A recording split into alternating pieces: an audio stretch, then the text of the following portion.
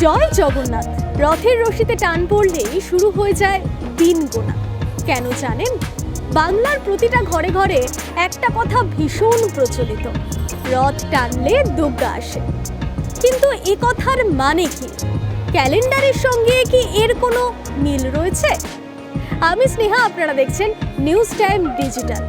আজ আপনাদের জানাবো এই কথার আসল রহস্য। তার জন্য সাবস্ক্রাইব করুন নিউজ টাইম ডিজিটাল।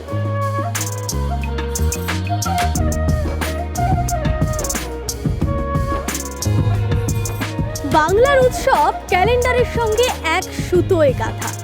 এই রথযাত্রা মানেই দেবী দুর্গার আসার কাউন্টডাউন শুরু বা দিন গোনার শুরু বলা যায়। পঞ্জিকা মতে এই রথযাত্রা থেকেই শুরু হয়ে যায় মা দুর্গা আসার প্রতীক্ষা।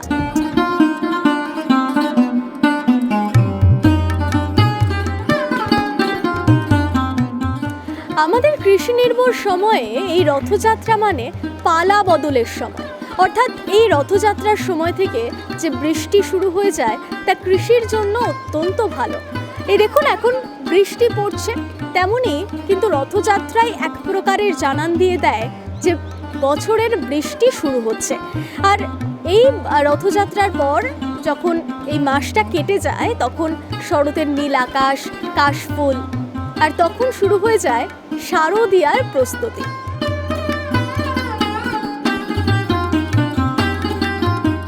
আর তাই রথের দিন থেকে শুরু হয়ে যায় মানুষের মধ্যে একটা চাপা উত্তেজনা যে এবার মা আসছেন।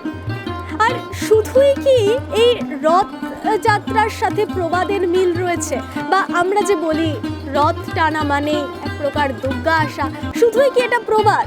না, প্রবাদ নয়, এর সঙ্গে প্রকৃতির খামখেয়ালিপনাও রয়েছে। এই যে বৃষ্টি হচ্ছে, বৃষ্টির পর থেকেই শুরু হবে শরতের নীল আকাশ এবং একটা পালা বদলের সময় বলা যায়। যেমনটা আপনাদের বলছিলাম যে শরতের নীল আকাশ, কাশফুল সবটাই আমাদের বলে দেয় যে এবার রথের সেই রশির টান দিয়েই মা আসছেন মর্তে। আর সেই প্রতীক্ষায় বসে থাকেন সাধারণ মানুষ।